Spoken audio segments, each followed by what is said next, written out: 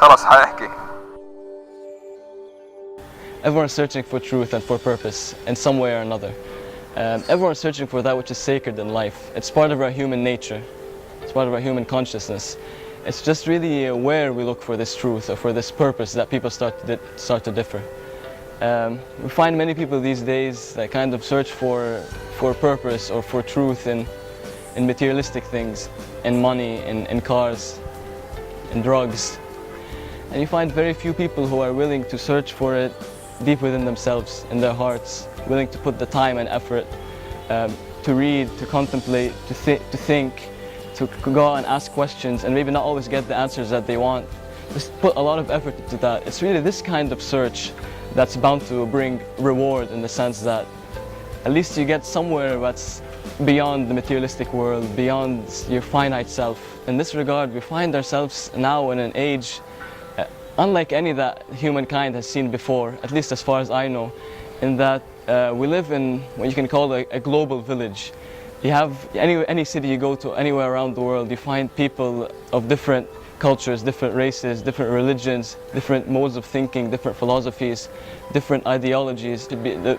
This searcher sees it as a golden opportunity, as something, as a chance to get to discover new modes of thinking. This kind of person, and now he finds himself in a situation where he's kind of free from the chains of cultural expectation. He finds himself now in an environment with all this diversity that we spoke about, and suddenly now he has this chance to get to go out of his way and search, ask, get to know people, get to know really different thoughts, and internalize them and filter them and see where is this truth, where is this purpose, where is that which is sacred.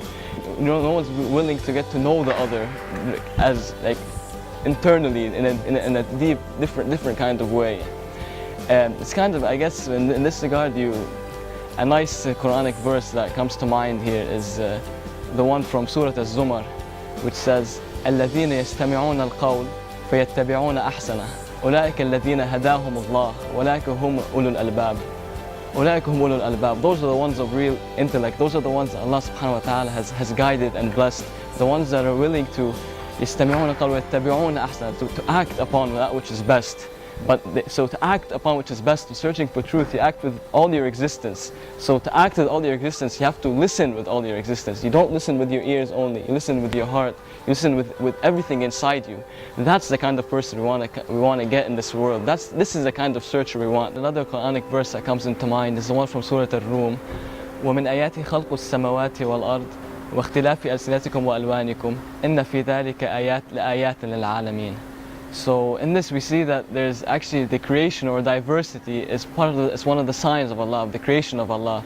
So in going out and getting to know the other and meet the other, you get to mix and intermix, it's something that's recommended, something that's actually commanded, so to speak, Quranically or from the Islamic point of view. Yeah, the concept of people of different colors, people of different languages, it's set almost side by side, or not almost, it is set side by side with the act of creation itself. So when we set that side by side, we also notice the magnitude in what's expected of us and how to deal with diversity and how to get to know it. Just as you sit and you contemplate creation and you think of creation, you have to also do the same with diversity. This verse is not aimed at the Muslims only, it's aimed for humanity in general. Go out of your way, get to know the other. This doesn't weaken you. This doesn't weaken your doctrine. This doesn't weaken your faith. On the contrary, it makes you stronger. Getting to know the other, it's kind of like taking a ship out of the harbor. What's the purpose of keeping your ship in the harbor? When you take it out, it's a win-win situation. You take it out, either you know what you need to fix, what you need to strengthen, or you know that what I have is something, it's a strong, sturdy, stable structure. Kind of this question, so take the ship out of the harbor. This is what we have. استمعوا القول واتبعوا أحسنه. That's the message I have for people. For Muslims and non-Muslims, this is a message for humanity.